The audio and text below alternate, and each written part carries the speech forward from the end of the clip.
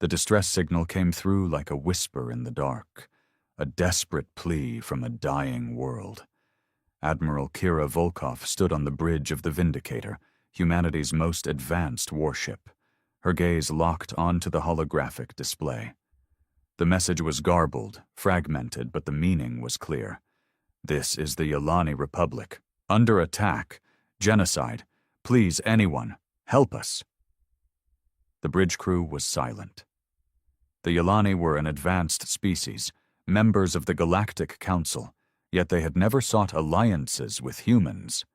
To them, Earth was a backwater death world, filled with violent primitives who had clawed their way into space far too quickly. The Council feared humanity, distrusted them. And yet, when war came knocking, it wasn't the Council they called. It was us. Kira turned to her tactical officer, Commander Idris. "Who's attacking them?" Idris's fingers flew across his console, pulling up sensor data. "Looks like the Zephyr Dominion, Admiral. Heavy fleet presence. Multiple dreadnoughts. They've already wiped out most Yolani defenses." A low murmur spread through the bridge. The Zephyr Dominion. A species known for conquest, enslaving or exterminating every race they encountered. They followed no treaties, no rules of war. Wherever they arrived, civilizations burned. Kira exhaled slowly, her mind working through the options. The Yolani wouldn't have called humanity unless they were out of hope. Earth had been denied a seat in the Council, refused entry into trade agreements, and branded as too aggressive. But now? Now the so-called primitives were their only hope. She turned to her comms officer. "Send a message to the fleet. We move now." A chorus of confirmations echoed across the bridge. The Vindicator wasn't alone. Behind it, the first expeditionary fleet stood ready. 30 of Earth's deadliest warships, built for one purpose: survival in an unforgiving galaxy. The Yolani had called for help. Humanity was coming. The fleet exited warp just outside Yolani space, the void lighting up as warships emerged from faster-than-light travel. The battle was already underway. The Yolani homeworld, Seraphis, burned beneath a relentless orbital bombardment. Above it, the remains of their fleet drifted, shattered hulls and debris scattering like dust. And at the center of it all, the Zephyr war fleet. "By God," whispered Lieutenant Hale, "they're butchering them." Kira's grip tightened on the armrest of her chair. The Dominion fleet was massive, outnumbering humanity's forces at least 2-1. Their ships were sleek, obsidian black, bristling with plasma cannons and energy lances. They were built to dominate, to crush opposition. "Status on the Yolani survivors?" she asked. "Minimal resistance left," Idris reported grimly. "Their planetary shields are failing. If we don't act now—" "We act," Kira cut in. She stood, voice hard as steel. "Open a channel to the Dominion flagship." A few seconds later, the view screen flickered, revealing a monstrous figure. A Zephyr warlord, towering and insectoid, his armored carapace gleaming under the ship's internal lights. His mandibles clicked, his 4 eyes narrowed. "You are the humans," he sneered. "Deathworlders." Kira didn't flinch. "Admiral Kira Volkov of the United Terran Navy, you are committing genocide against a sovereign species. Cease your attack and withdraw." The warlord chittered in amusement. "Withdraw." "You misunderstand, human. This world is already dead. The Yolani are weak.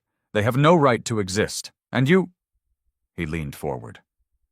"Your kind should have stayed on your cursed world. You think you can challenge the Dominion?" Kira's lips curled into a smirk. "I don't think, I know." She cut the feed. "All ships," she commanded. "Weapons free. Show them why the galaxy fears Deathworlders." And with that, the human fleet charged. The void of space erupted into chaos as humanity's warships surged forward, weapons blazing. Energy lances and railgun slugs tore through the blackness, slamming into the Zephyr fleet with devastating force. The Dominion ships were built for conquest, but they had never fought humans before. They had never faced the sheer brutality of Death Worlder warfare. The Vindicator led the charge, its main cannons roaring to life. Plasma bursts struck the nearest Zephyr dreadnought, melting through its hull like a hot knife through wax. Explosions rippled along its spine before it split apart, debris scattering in all directions. "Enemy ship down," Hale shouted. "Keep pushing," Kira barked. "Target their command vessels, cut off their leadership." The Zephyr weren't prepared for this. Their usual strategy was overwhelming firepower and terror tactics. But humanity? Humanity thrived in war. They had fought each other for thousands of years before ever reaching the stars. They knew how to adapt, how to win. The Dominion fleet scrambled to reorganize, their warlord realizing too late that this was no easy prey. More human ships arrived, tearing through the Zephyr lines like a pack of wolves. They struck with precision, overwhelming enemy vessels one by one. Inside the Vindicator, Kira's crew worked with deadly efficiency. Idris called out enemy movements, Hale coordinated targeting solutions, and the bridge hummed with controlled chaos. "Incoming torpedoes! Deploy countermeasures! Hostile flagship attempting to flank!" "Not on my watch," Kira muttered. "Bring the Vindicator about and charge their flagship head-on." Her crew hesitated for only a second before obeying. The massive battleship shifted course, engines flaring as it barreled straight toward the enemy command ship. The Zephyr warlord, watching from his bridge, finally realized his mistake. He had underestimated humanity. The Vindicator unleashed a full salvo. Railgun slugs the size of cars slammed into the Zephyr flagship, ripping through its shields. Its hull buckled under the assault, sections venting atmosphere as fires spread across its decks. The warlord bellowed in rage, his mandibles clicking furiously, but his fleet was crumbling around him. And then the Yolani made their move. What few warships remained of their once proud navy had been hiding, waiting, watching. Seeing humanity fight, seeing the Death Worlders take the fight to the enemy, had reignited something in them. A final stand. The remaining Yolani vessels surged forward, joining the human fleet. They weren't built for war like the Terrans, but desperation made them dangerous.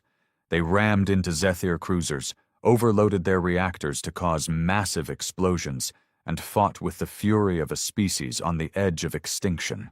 For the first time in its history, the Dominion fleet broke. The warlord's voice screeched across open comms.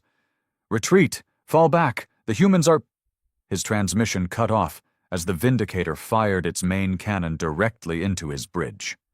The Zephyr flagship detonated in a blinding fireball, pieces of its hull scattering into the void. Silence followed. The once invincible Dominion fleet was in full retreat. The battlefield, once filled with slaughter, was now eerily quiet. Kira exhaled, gripping the armrest of her chair. "Status report?" Idris scanned his console. "Zephyr forces retreating. Casualties heavy, but we held the line, Admiral." A message flickered onto the comms display. A transmission from the Yolani leadership. Their prime minister, battered and bloodied but alive, appeared on the screen. His eyes, once filled with disdain for humans, were now brimming with something else. Respect. "You came when no one else would," he said, voice shaking. "You saved our people." Kira leaned forward, her expression unreadable. "Remember that." She cut the transmission. Humanity had answered the call for help, and the galaxy would never forget. The battlefield was quiet now, but the weight of what had just happened still pressed down on the bridge of the Vindicator.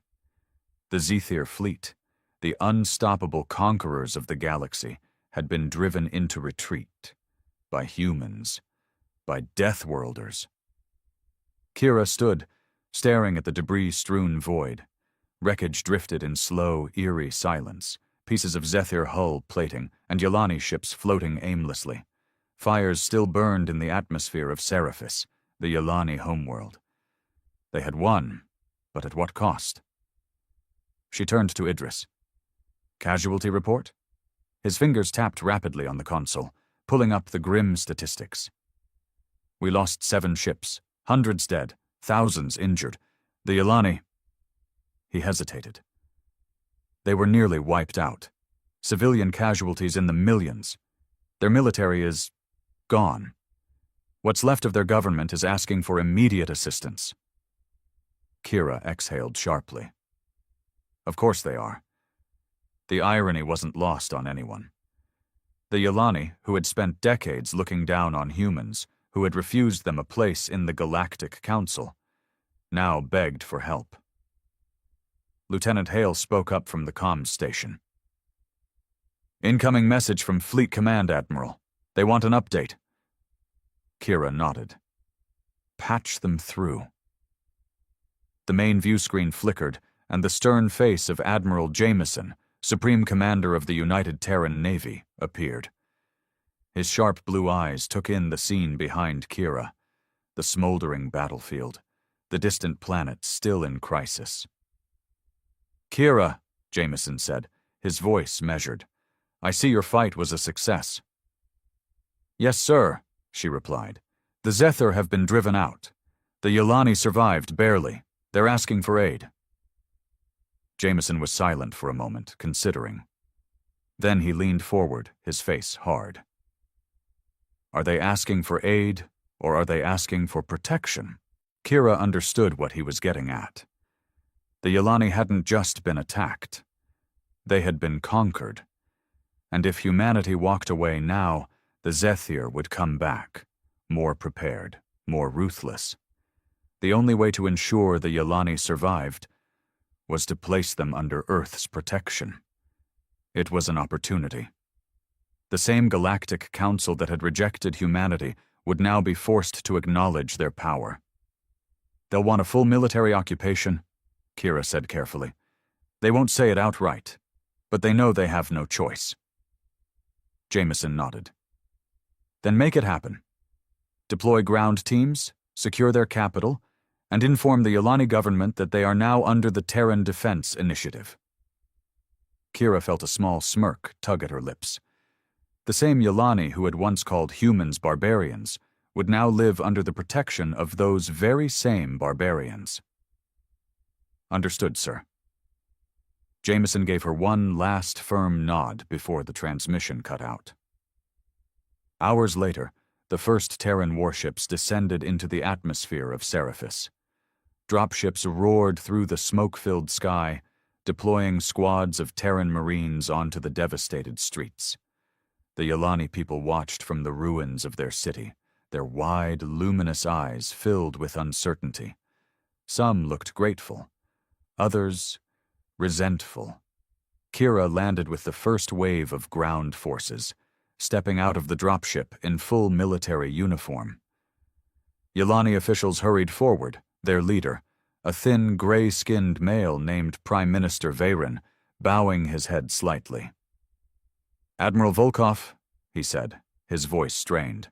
Your arrival is appreciated. Kira didn't bother with formalities. The Dominion will return. You know that. If you want your species to survive, you'll need us here. Veyron hesitated, his hands clasping and unclasping nervously. We understand, and we will do what is necessary to ensure our people's survival. Kira's gaze was cold. Then say it. Silence stretched between them. Around them, Yolani citizens whispered amongst themselves, watching as human soldiers secured the streets. They had called for help, and help had come. But now the consequences were clear. Veyron swallowed hard, then spoke the words that changed everything. The Yolani Republic formally requests to come under the protection of the United Terran Navy. Kira nodded, sealing the fate of an entire species. Then welcome to the Terran Defense Initiative. The era of human dominance in the galaxy had begun.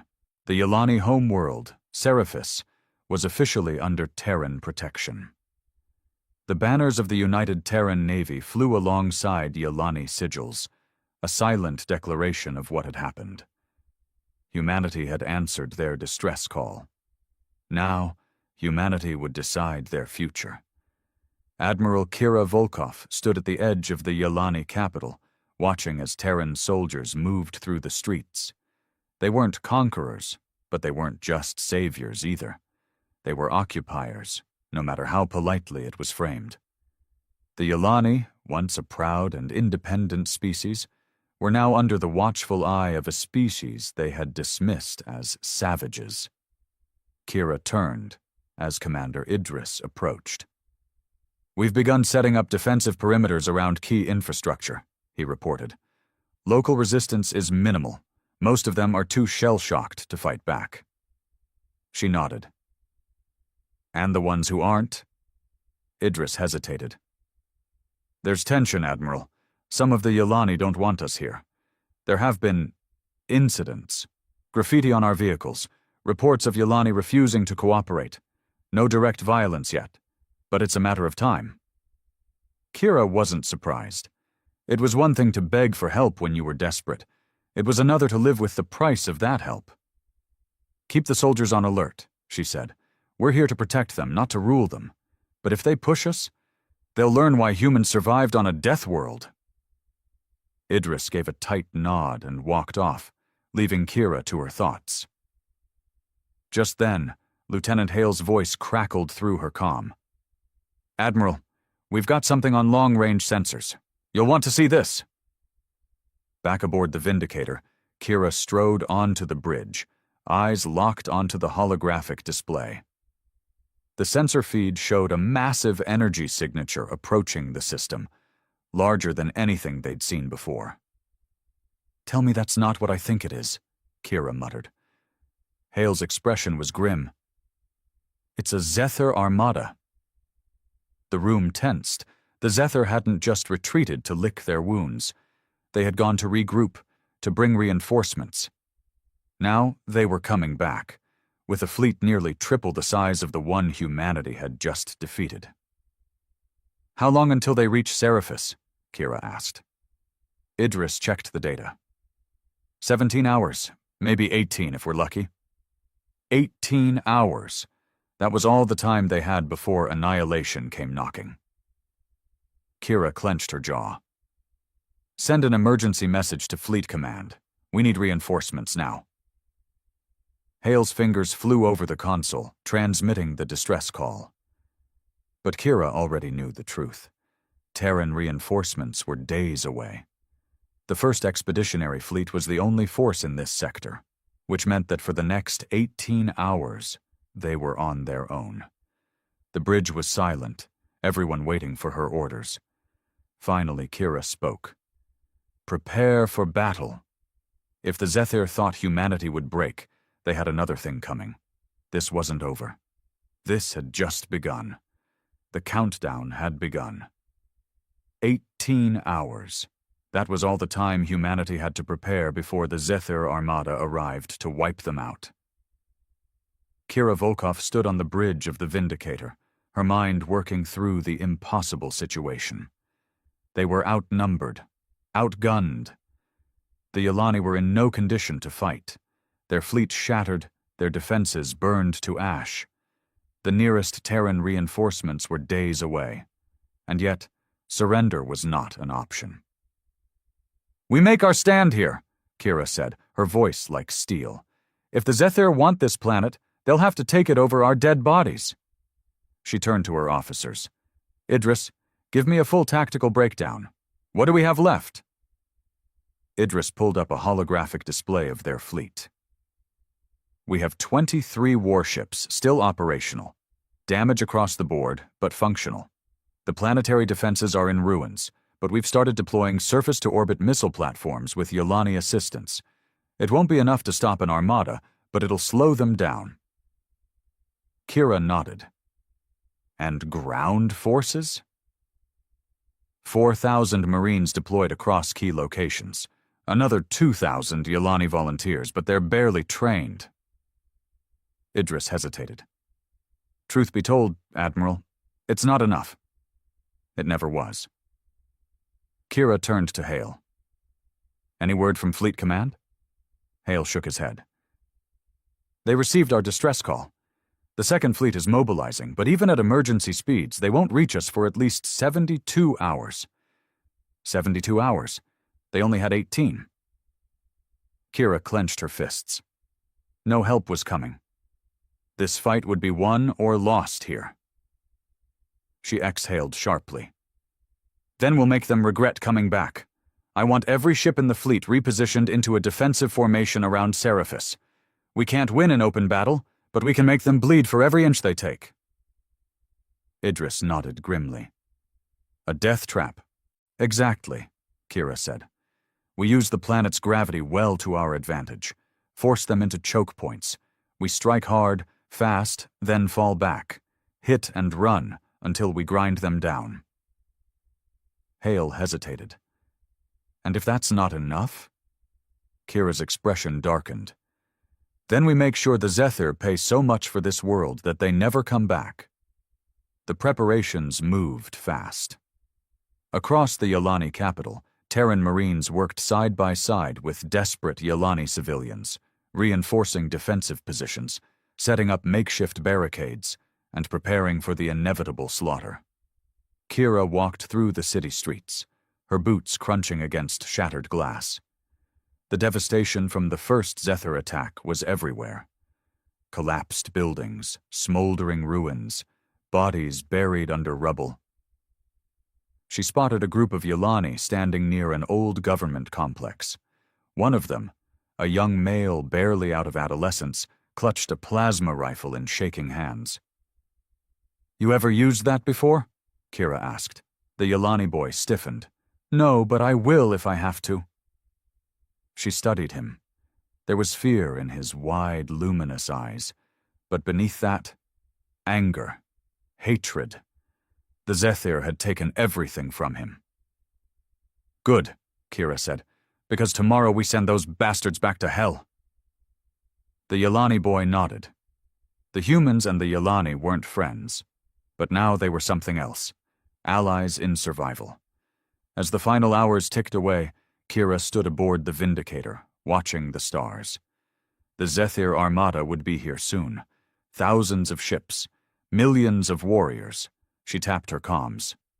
All hands, prepare for combat. This is it. Her officers acknowledged her. Across the fleet, weapons primed, missile bays locked, engines burned hot. The void of space trembled as the Zephyr arrived. A massive, dark armada emerged from warp, stretching across the horizon like an unstoppable tide. Dreadnoughts, battleships, swarms of fighter craft. The Dominion had returned, and this time they weren't here to conquer. They were here to exterminate. The lead warship broadcasted a message across all channels. A familiar voice echoed through the Vindicator's bridge. You should have left when you had the chance, humans, the Zephyr warlord sneered. Now, you will die alongside the weaklings you tried to protect. Kira smirked, eyes gleaming with defiance. Then come and kill us, she said. The battle for Seraphis had begun. The void of space erupted into chaos. The Zephyr Armada descended upon Seraphis like a wave of death, their ships blotting out the stars as they unleashed a storm of plasma and kinetic fire. The United Terran Navy, battered but unbroken, answered with everything they had. From the bridge of the Vindicator, Admiral Kira Volkov stood like a statue, watching the battle unfold. 23 human warships stood against an enemy force more than triple their size. But numbers had never won wars. Strategy did. Hold the line, she barked. Stick to the gravity well maneuver. We make them bleed for every step forward. The fleet moved, executing Kira's battle plan with terrifying precision.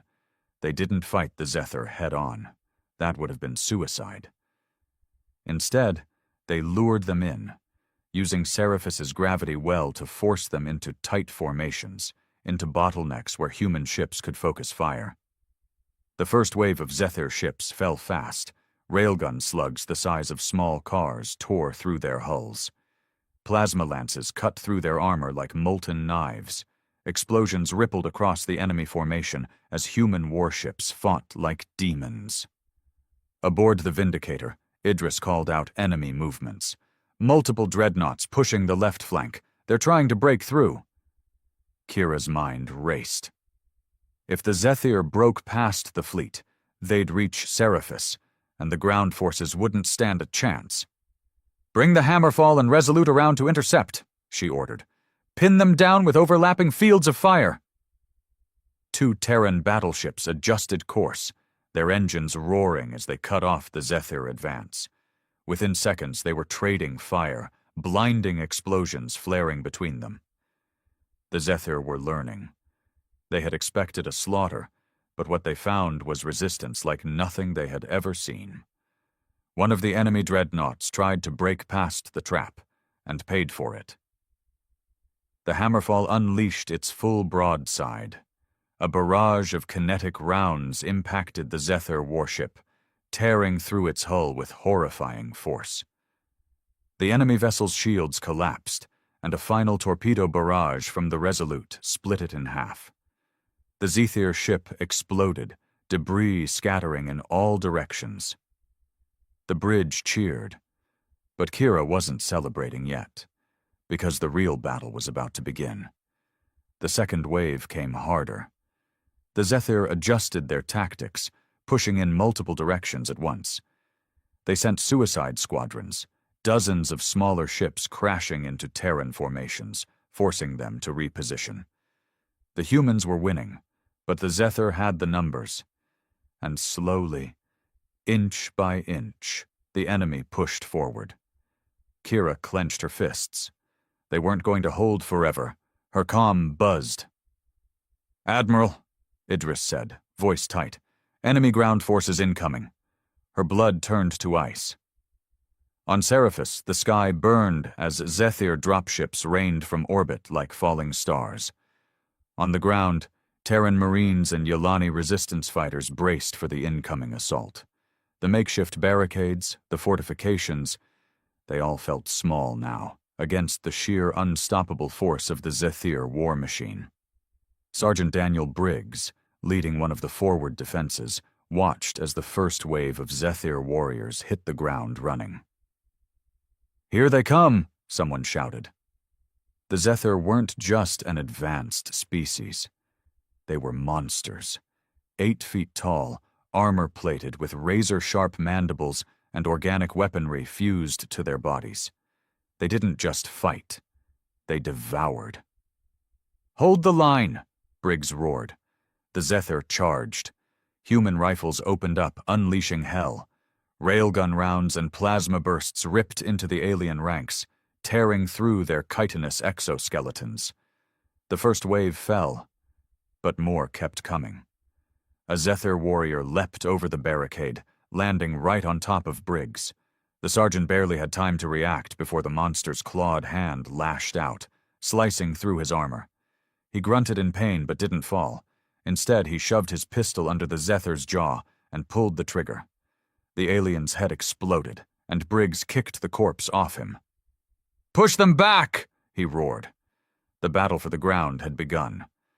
Back aboard the Vindicator, Kira watched the Zephyr landings with cold fury. "We need to hold them off until reinforcements arrive," Idris said. Kira narrowed her eyes. "Then we change the rules of the battle." Hale looked up. "Admiral," Kira's voice was calm, deadly. "We take the fight to their flagship." Silence. Idris blinked. "You want to go after the Zephyr warlord directly?"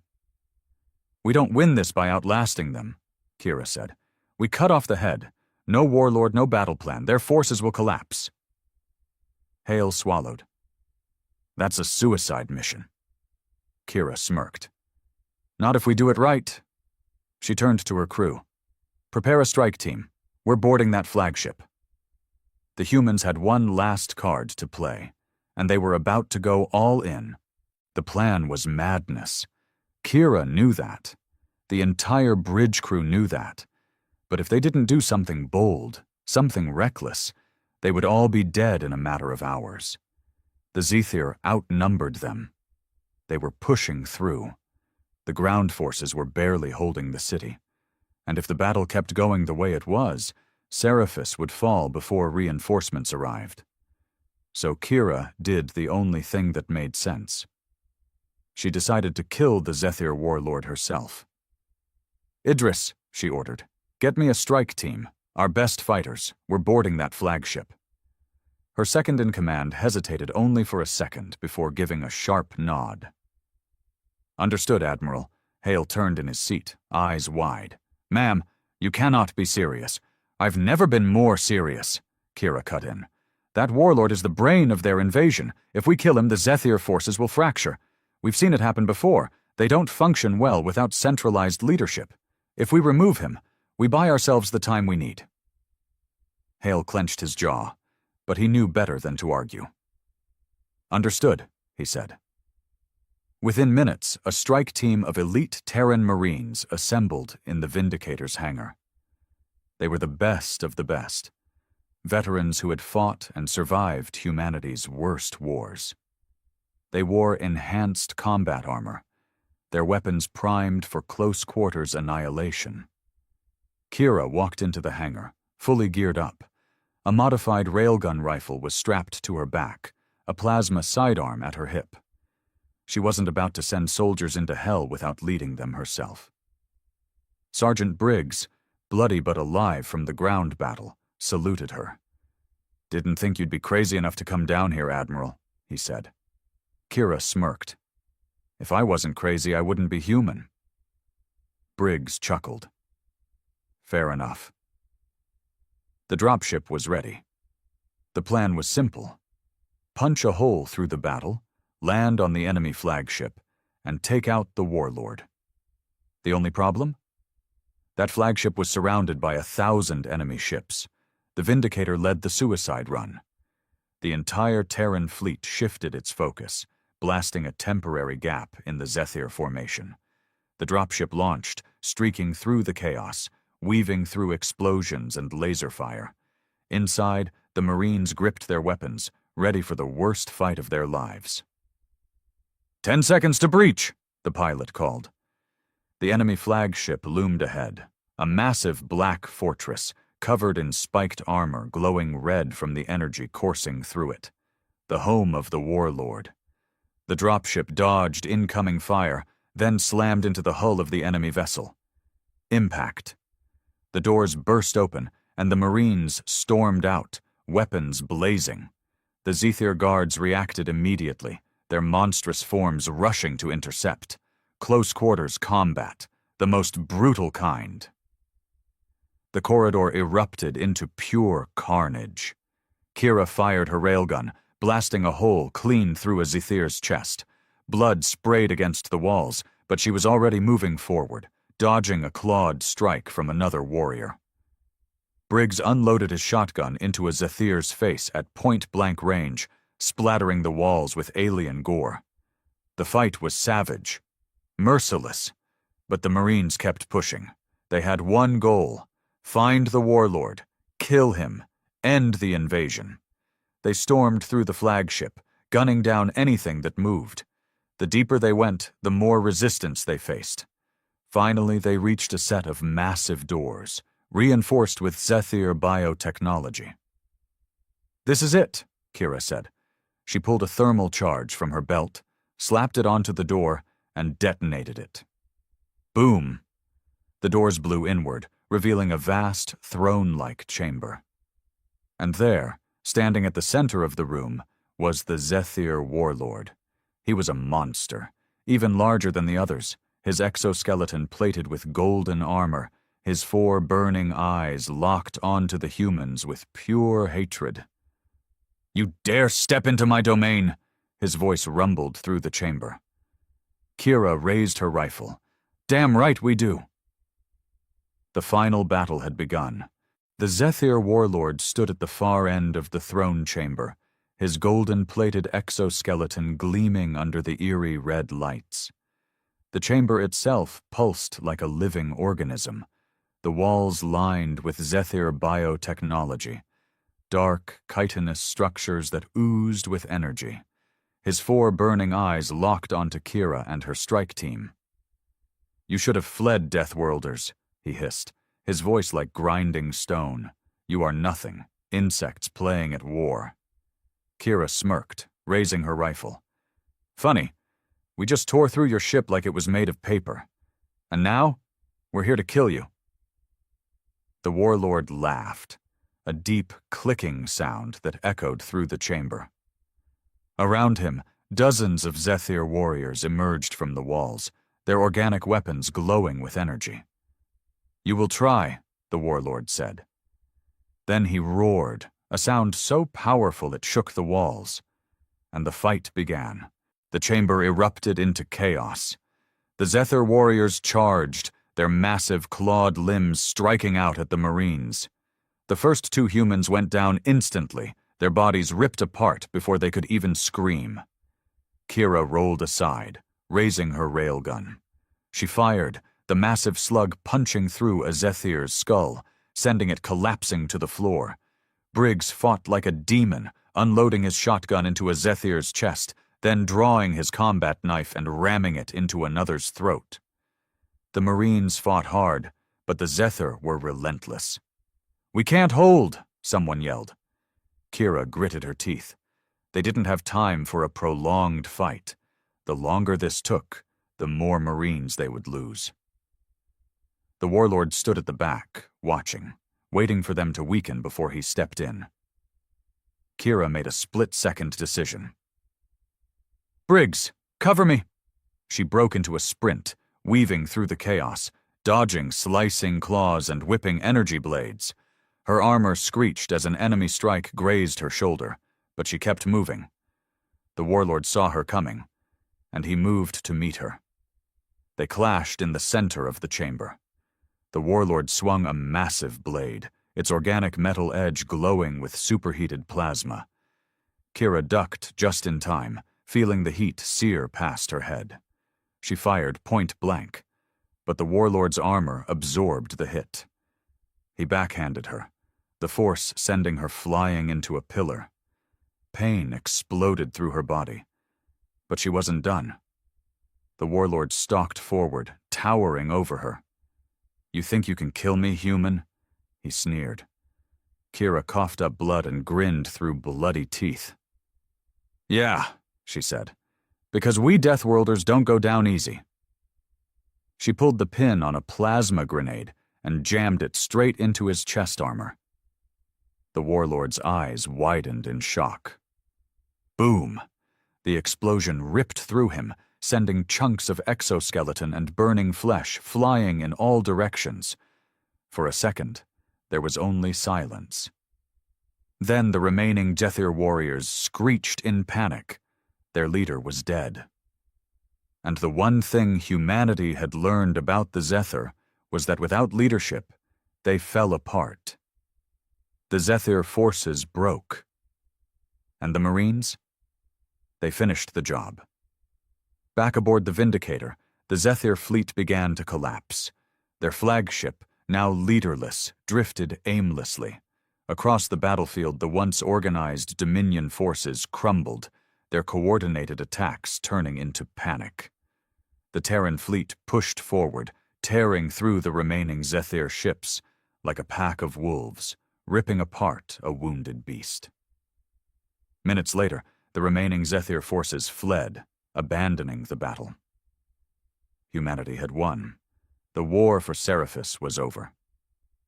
Hours later, Kira stood in the ruins of the Yalani capital. Around her, Terran Marines walked among the survivors, offering medical aid. The Yalani, once too proud to accept humanity as equals, now looked at them with something new. Reverence, respect. Prime Minister Veyrin approached, his expression unreadable. "You saved us," he said. Kira nodded. "Yeah? We did. Veyrin hesitated. Then, for the first time, he bowed his head. The Yelani Republic will never forget what your people have done for us, he said. And from this day forward, we will stand with humanity.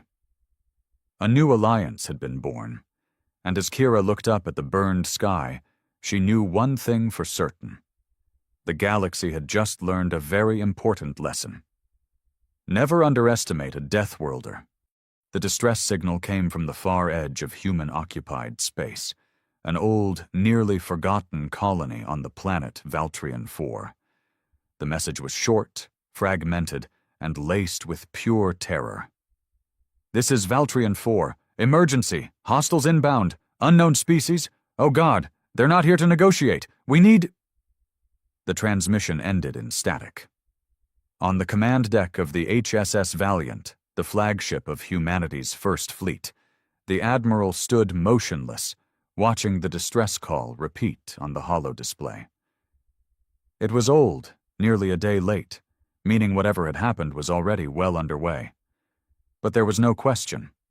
Valtrian 4 was under attack. "Get me a full scan of the system," he ordered, voice sharp as steel. "I want fleet readiness in 20 minutes. We're moving out." The bridge crew snapped into action. Officers at their stations relayed orders across the fleet, their hands dancing across consoles as data scrolled across their displays. Across a dozen warships, alarms blared, pilots scrambled to their fighters, and weapons systems powered up. Humanity's response was coming, and it was coming fast. Valtrian 4 wasn't the most strategic colony. It was far from the core worlds, out in the cold reaches of space, where settlers scraped out a living on rocky soil and deep space miners harvested rare metals. But it was still human territory, and the Admiral would be damned before he let some unknown force wipe out a colony without consequences. "Admiral," a voice called from the sensor station. "Long-range scans are picking up energy signatures near Valtrian 4. They're faint, but they don't match anything in our database." "How many?" "Hard to say. At least 5 large vessels, but there could be more. No recognizable transponders, no IFF signals. They're not one of ours. Unknown hostiles, no diplomatic channels, no warning." The Admiral's jaw tightened. Humanity had expanded into the stars with the understanding that they were not alone. Over the decades, they had encountered alien species, some peaceful, others wary. But this, an attack without reason or communication, this was something else. "Helm, plot a course for Valtrian 4. Full burn. Tactical, bring all weapon systems online and run simulations for orbital combat. If these things want a fight, we'll give them one." The fleet surged forward, engines burning bright against the void. Valtrian 4 was burning. The colony, once a sprawling collection of domed cities and mining outposts, was now a war zone.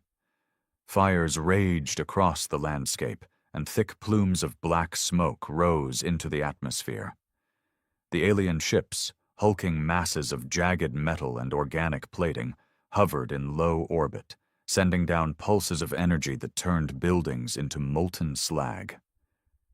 The surviving colonists had taken refuge in the underground mining tunnels, their last desperate messages filled with cries for help and terrified whispers about the creatures that had landed. The aliens were unlike anything seen before, towering insectoid beings with chitinous armor and multiple limbs ending in razor-sharp claws. Their eyes burned with an eerie blue light, and they moved with horrifying precision, cutting down anything in their path. They weren't here to conquer. They were here to exterminate, and they were fast. Survivors who had tried to run into the forests were cut down before they could make it far. Others barricaded themselves in buildings, only to be ripped apart when the creatures tore through walls like paper. Every attempt at resistance ended the same way, in blood and silence. But then, humanity's fleet arrived. The HSS Valiant and its escort ships dropped out of FTL with a thunderous pulse of energy, their hulls gleaming under the light of Valtrian IV's sun. Within moments, the battleships locked onto their targets. "Multiple hostile ships detected in orbit," called out the tactical officer. "Weapons charged, enemy defenses active." The admiral's gaze hardened as he watched the alien vessels maneuver into attack formation. No attempt at communication, no demands, just war. Fine. Fire. The sky over Valtrian IV erupted in light as the first salvo of railgun rounds and plasma torpedoes streaked toward the enemy. The battle had begun. The first volley struck like the wrath of an angry god. High-velocity railgun slugs, each the size of a dropship, tore through the void, slamming into the alien ships with devastating force. Some rounds hit energy barriers, sending ripples of light cascading across their surfaces, but others punched through, shattering hull plating and exposing the dark, writhing interiors beneath. But the enemy wasn't passive. The alien vessels moved like living things, their jagged, organic hulls shifting unnaturally as they twisted away from incoming fire. One of the larger ships, a monstrous construct resembling a colossal insect carapace, returned fire. Beams of violet energy lanced through the black, moving faster than any known plasma weapon. "Incoming fire!" The bridge of the HSS Valiant rumbled as the energy blasts slammed into its shielding. Sparks flew from overloaded conduits, and the lights flickered for a brief moment. "Shields holding at 76%, an officer reported, his voice tight with urgency. "Redistributing power to compensate." The rest of the fleet wasn't as fortunate. The HSS Dauntless, a heavy cruiser, took a direct hit to its midsection, and a fiery explosion bloomed outward as a portion of its hull vaporized. Damage reports flooded in. Sections breached, atmosphere venting, casualties mounting. "Get them out of the line of fire," the admiral ordered, "and hit them harder."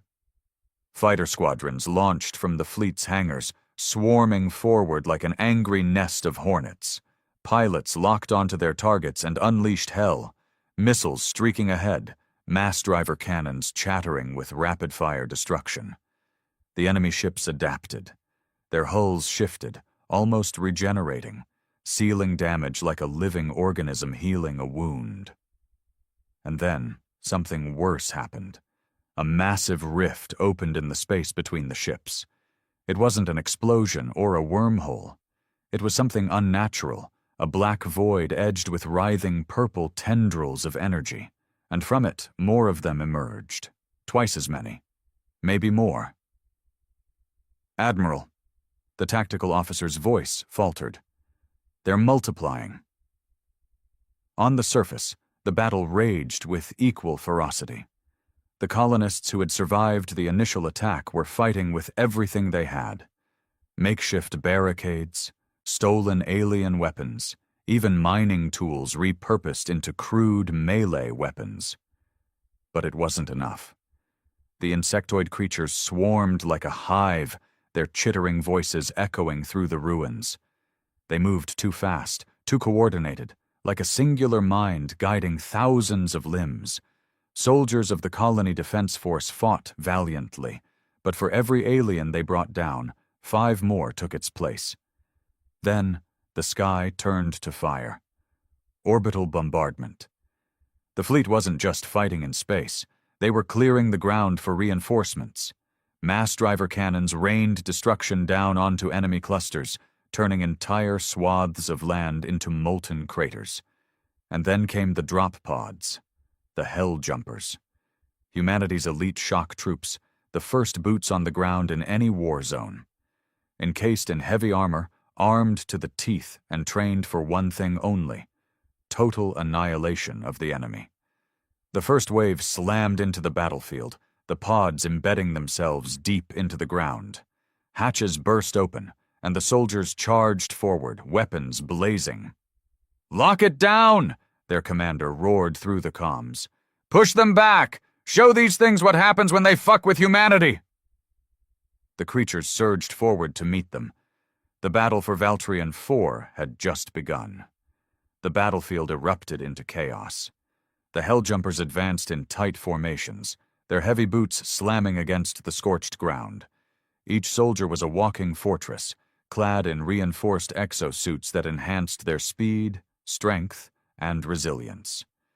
Their rifles spat high-velocity rounds, shredding the insectoid creatures in bursts of crimson and blue. But for every alien they cut down, more came from the shadows, climbing over the bodies of their fallen kin like an unstoppable tide. The creatures fought with a terrifying level of coordination. They didn't hesitate. They didn't retreat.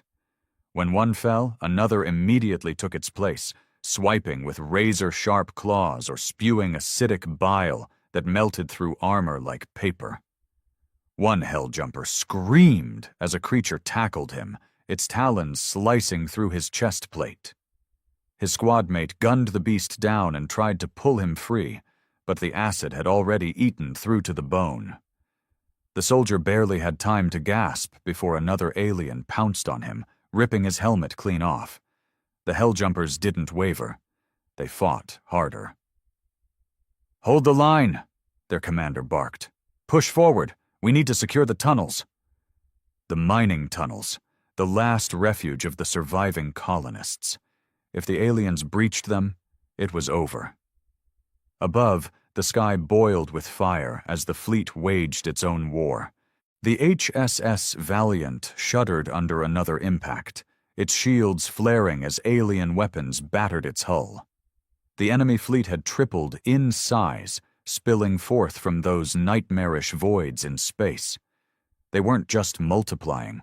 They were summoning reinforcements from some unknown hell. "Status on the fleet?" the Admiral demanded. "HSS Dauntless is falling back for emergency repairs," the tactical officer reported. "We've lost the HSS Resolute. They hit its reactor core. No survivors." The Admiral clenched his jaw. And the enemy? Still coming. The situation was deteriorating fast. Humanity had superior firepower, but these creatures didn't seem to care about losses. They kept regenerating, kept multiplying, and they had no fear. Then, something changed. A massive pulse rippled through space, dark, suffocating, unnatural. The battlefield went silent for a fraction of a second before every alien ship turned in unison. It was as if something had issued a silent command. Then, without warning, the enemy forces descended towards the planet. "Admiral," an officer shouted. "They're ignoring us. They're going for the surface." The Admiral felt a cold chill settle in his chest. This wasn't just an invasion. It wasn't just an extermination. The colony was their objective. "All ships, full bombardment on those descending vessels," he ordered. "We cannot let them reinforce the ground forces." The fleet responded instantly, unleashing a barrage of firepower that turned the void into a storm of destruction. Some enemy ships were obliterated mid-descent, their wreckage burning through the atmosphere. But too many made it through. On the ground, the sky darkened as dozens of enemy drop pods screamed towards the surface like meteorites. The real fight was about to begin. The first enemy drop pods struck the surface like thunderbolts, embedding deep into the scorched ground of Valtrian 4. The Helljumpers barely had time to react before the pods cracked open, spilling forth a new wave of horrors. These weren't like the insectoid foot soldiers that had been ravaging the colony. These creatures were bigger. Twice the size of a man, their carapaces gleamed under the fire-lit sky. Their multiple limbs ended in serrated blades, and their faces, if they could be called that, were a writhing mess of tendrils that pulsed and twitched as if tasting the air. Then they charged. "New hostiles! Bigger, meaner, faster!" one Helljumper shouted through the comms as he opened fire. His armor-piercing rounds tore into the first creature's exoskeleton, slowing it down, but not stopping it. The beast took the hits, screeched, and kept coming. The Helljumper barely had time to react before the creature's blade-like arm swung forward, cutting him clean in half. "Fall back!" their commander roared. "Get to the tunnels now!" The soldiers moved fast, laying down suppressing fire as they retreated toward the underground mining network, the last refuge of the surviving colonists. But the creatures were relentless. One of them leapt onto a fleeing soldier, impaling him straight through the chest. Another ripped through an entire barricade like it was made of paper. The Helljumpers fought like demons, but for every monster they brought down, 2 more took its place. Then, the tunnels came into view. A massive, reinforced entrance carved into the mountainside, originally designed for hauling cargo and equipment down into the deep mining shafts. Now, it was humanity's last hope. "Get inside. Seal the doors." The surviving Helljumpers rushed in, dragging wounded soldiers with them.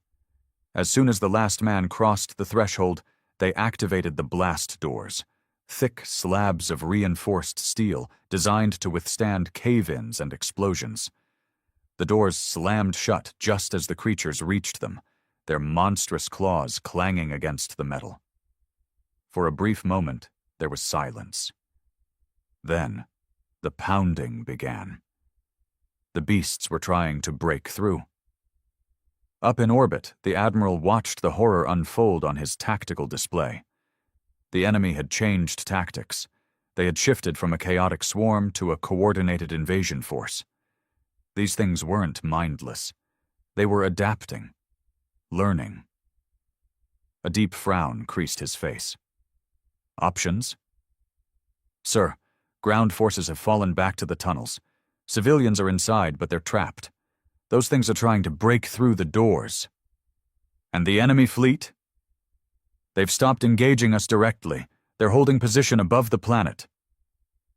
The Admiral's stomach twisted. The enemy wasn't fighting to win. They were stalling. For what? A new signal blared across the command deck. "Sir," the comms officer's face had gone pale. "We're detecting a massive energy spike right above the colony." The Admiral turned to the main display, just in time to see the rift open. A swirling vortex of pure darkness ripped open the sky, stretching wide like an unholy maw. Something was coming through. Something big. The battle for Valtrian 4 was about to reach its true nightmare.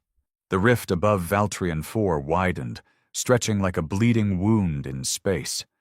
It pulsed with sickening energy, a gaping void of pure darkness, tendrils of violet lightning crackling around its edges. And from its depths, something emerged. A behemoth. The creature was unlike anything recorded in human history. It wasn't a ship, but a living entity, a leviathan of nightmares, easily the size of a dreadnought. Its body was a grotesque fusion of armor and organic flesh, black as midnight and glistening with unnatural fluids. Rows of jagged, pulsating limbs lined its sides, each tipped with serrated claws long enough to tear through a battleship's hull. But its eyes were the worst. Glowing violet orbs, dozens of them, shifted and focused in different directions, radiating a terrible, alien intelligence. And then it screamed, a mind-rending psychic howl that ripped through every human consciousness in range. On the HSS Valiant, the bridge crew clutched their heads, some collapsing to the floor, blood trickling from their noses.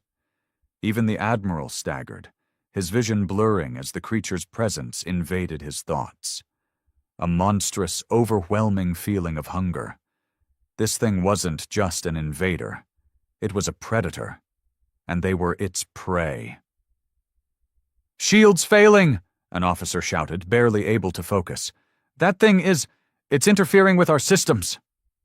The Admiral gritted his teeth, forcing his mind to fight back against the crushing psychic weight. He had been in the Navy for 30 years.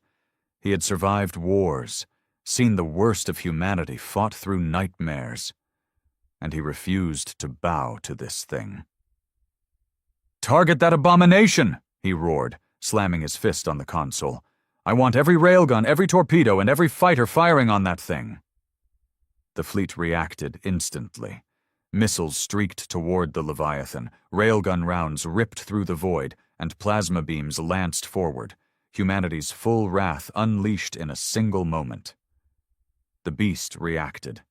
It opened its maw, a massive, writhing cavity lined with rotating teeth, and vomited a pulse of dark energy that tore through the first wave of projectiles, detonating them mid-flight. The few rounds that made it through, they barely scratched its armored hide. "Damage report?" the Admiral snapped. "Minimal, sir." The creature had shrugged off the first attack, and then, in an instant, it retaliated. Its limbs stretched forward, and suddenly, black tendrils erupted from the void, latching onto one of the nearest battleships, the HSS Triumph. Before anyone could react, the creature pulled. The Triumph, a vessel 5 kilometers long, screamed in protest as its hull was crushed like a tin can. The ship buckled, metal snapping like brittle bones, entire decks imploding under the impossible pressure. Within seconds, the once mighty warship was ripped in half. More than 10,000 souls were aboard. And then the beast consumed them. The Admiral could do nothing but watch as the shattered remains of the Triumph were absorbed into the creature's body. The wreckage melted into its blackened flesh, its wounds healing instantly as if it had never been touched. This thing wasn't just a predator. It was feeding. And with every ship it consumed, it was only getting stronger. On the ground, the pounding on the tunnel doors had stopped. The surviving helljumpers and colonists stood in breathless silence, weapons ready. The tunnels were dimly lit by flickering emergency lights, casting long shadows on the walls. Then, a low thrum vibrated through the ground, a sound that didn't belong. A survivor, a young technician, pressed her ear against the tunnel wall.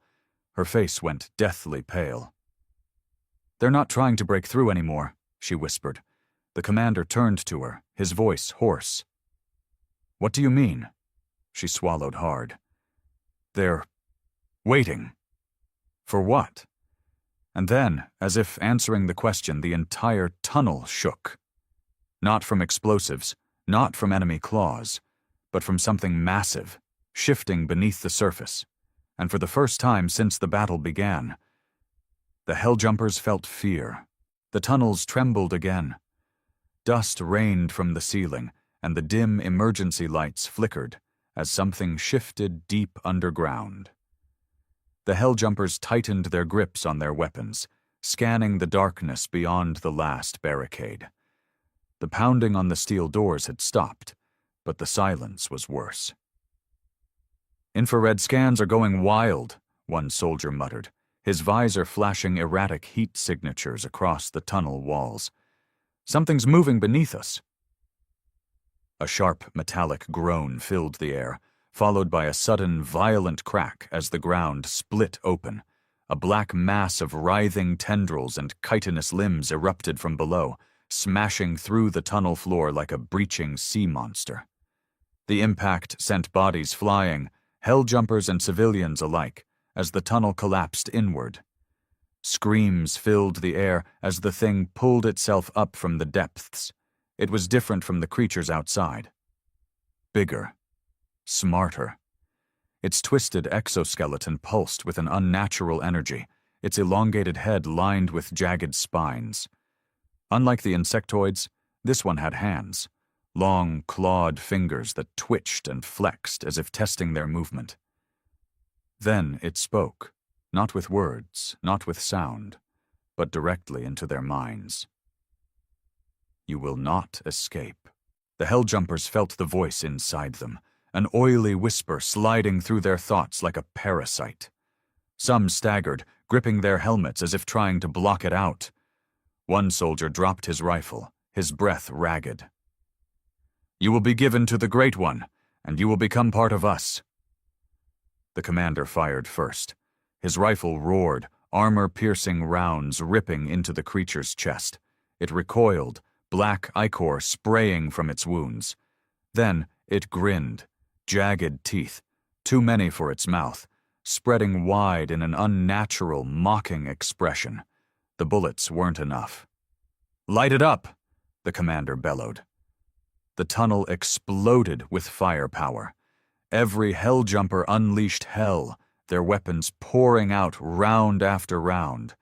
Grenades flew, filling the air with shrapnel and concussive blasts.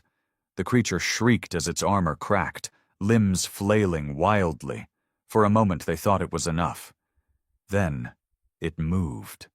Faster than anything that size had the right to move. One soldier barely had time to scream before a clawed hand speared through his torso, lifting him off the ground. The creature twisted, using his body as a shield, before hurling him into two others. Another trooper fired a flamethrower, bathing the monster in liquid fire. It roared, flailing, but instead of dying, the flames sank into its flesh, the embers absorbing into its body like a living battery. It was learning, adapting, evolving. "Fall back!" the commander roared. The Helljumpers grabbed the civilians, retreating deeper into the tunnels, navigating the winding pathways of the mining network. Explosions echoed behind them as they set charges to collapse passages, hoping, praying that the monster wouldn't follow. But they all knew the truth. It wasn't just following. It was hurting them. Above the battlefield, the situation had gone from desperate to catastrophic. The creature in orbit, the Leviathan, had fully emerged from the rift. It hung over the planet like an executioner's blade, its massive form blocking out the stars. It had stopped attacking. Not because it was losing, because it was waiting. "Admiral, we're detecting massive energy fluctuations," a technician called out. "It's doing something, but we don't know what." The Admiral watched the monstrosity with narrowed eyes. It had taken out the HSS Triumph like it was feeding. But now it was holding back. Why? Then his blood ran cold. The rift, it wasn't closing, it was expanding. The edges twisted and pulsed, growing wider, the swirling darkness pulling at reality itself. The Admiral's worst fears confirmed themselves in an instant. The enemy fleet hadn't come to fight. They had come to summon something bigger. "All ships, immediate rearm and full firepower on that rift," he barked. "We cannot let it open any further." The fleet responded at once. Every battleship, every cruiser, every fighter unleashed their full arsenal. Railguns roared, plasma cannons screamed, and nuclear payloads streaked toward the abyss. The rift shuddered under the impact. But it didn't close. It was too late. Something else was coming through. Something beyond anything humanity had ever faced. And the Admiral knew, with a sinking dread, that this battle was no longer about victory. It was about survival. The rift expanded with a sickening pull, distorting the fabric of reality itself. The Admiral watched in horror as something far larger than the Leviathan began to emerge from its depths. The creature, no, the entity, was incomprehensible in scale. It dwarfed the Leviathan. It dwarfed the fleet. A titanic horror, so vast that its form warped space around it. Its body was a churning mass of writhing flesh, shifting and twisting as if it were not bound by the laws of physics. Enormous tendril-like appendages stretched outward, crackling with violet energy, while rows of glowing, eldritch eyes blinked open across its shifting hide. The Admiral could feel it, inside his mind. This was not just a monster.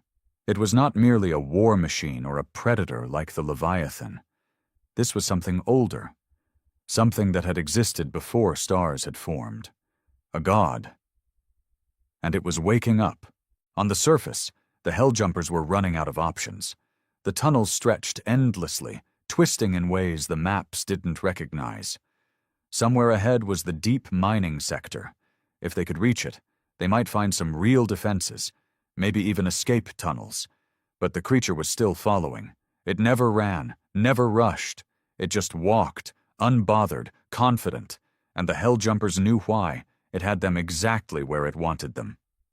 "Keep moving," the commander shouted. "I don't care if your legs are burning, we don't stop!" Then, ahead, something rippled. The tunnel walls shifted, not rock, not metal, but flesh. The corridor itself was changing. One of the colonists, a terrified woman, screamed as the walls split open, revealing a massive, lidless eye staring back at them. The tunnels were becoming part of the entity. The creature wasn't just chasing them. It was turning the planet into itself. A Helljumper raised his rifle and fired. The bullet struck the eye, and it blinked, unbothered, before the flesh closed over again. Then, the walls moved. A chitinous limb erupted from the side of the tunnel, spearing through one of the soldiers like a spike through paper. He gasped, eyes wide, blood bubbling from his lips, before the tendril dragged him into the wall itself, fusing him with the shifting flesh.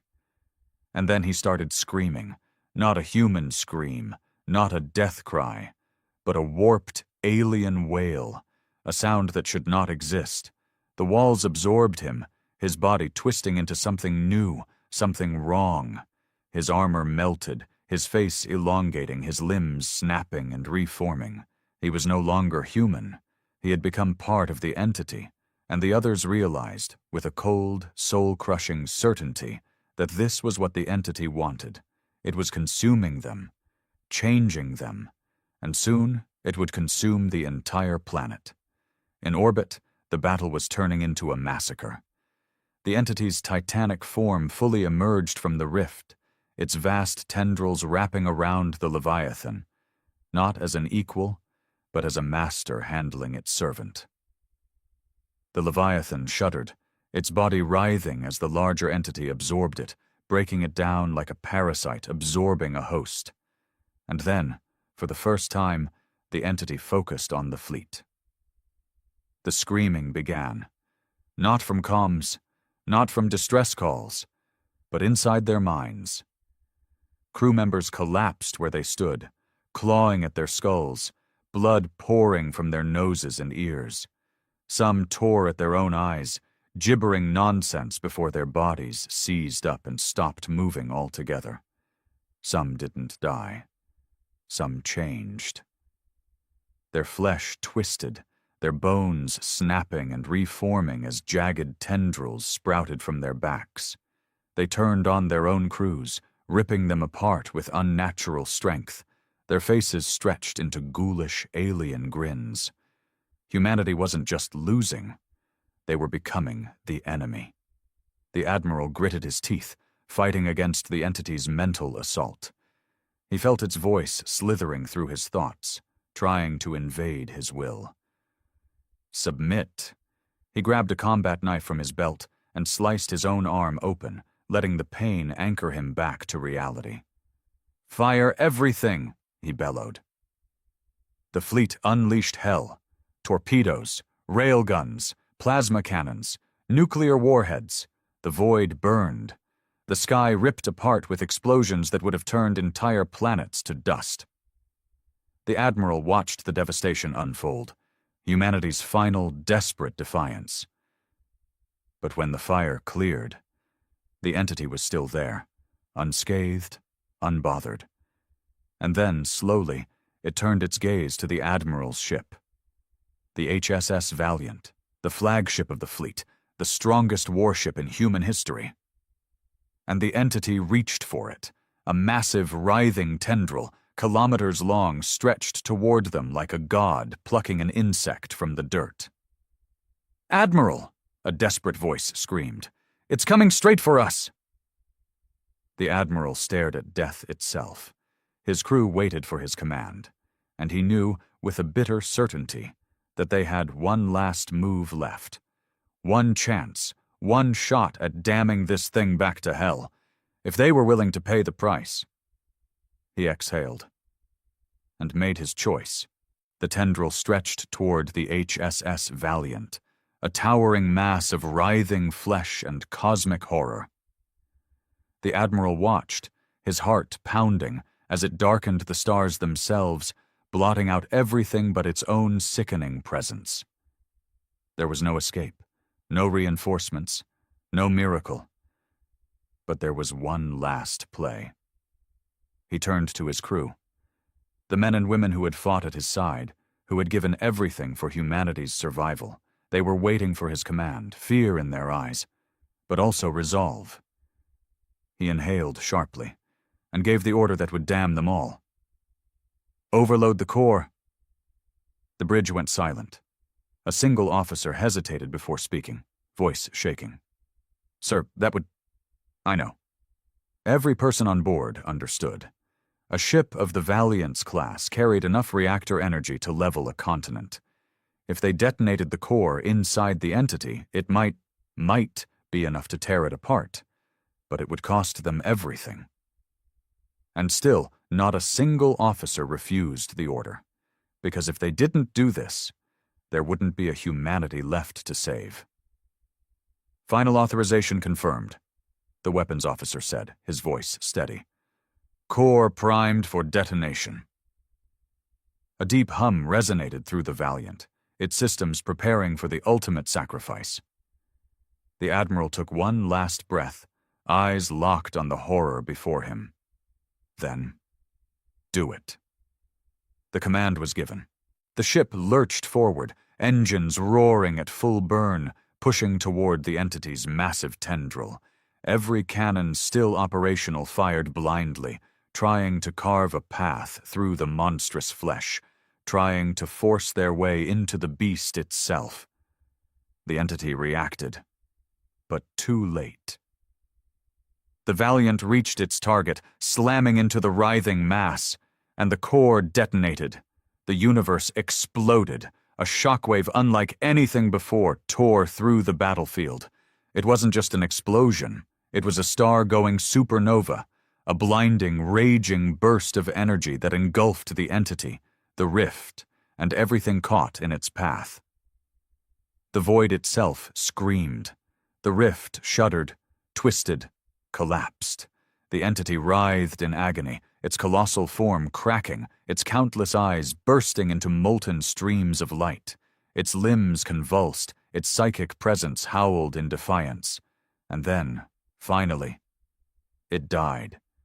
The beast collapsed inward, its form imploding, dragged back into whatever abyss it had crawled from. The remaining alien ships, now leaderless, faltered, their movements turning erratic before many simply ceased functioning, their twisted biology unable to sustain itself without the mastermind controlling them. The battle was over, but the HSS Valiant and the thousands of souls aboard were gone. The cost had been paid in full. On the surface, the Helljumpers emerged from the tunnels. The sky, once a battlefield of fire and death, was now eerily clear. The enemy was gone. The great abomination that had infected the very ground had withered, its influence fading into the wind. The soldiers stared upward, their bodies battered, their minds shattered, as they watched the remnants of the battle drift through the heavens. And then, slowly, they saluted, not just to the fleet, but to the ones who had made sure there was still a humanity left to fight for. Days later, in the depths of space, a single broken escape pod drifted among the wreckage of the Valiant. Inside, the Admiral gasped awake, his body weak, his mind barely clinging to consciousness. Somehow, he had survived. But as his vision blurred, as he reached for the emergency beacon, he saw something. A fragment of the entity, small, weak, but still alive. And deep in his soul, he knew. This war wasn't over. Not yet.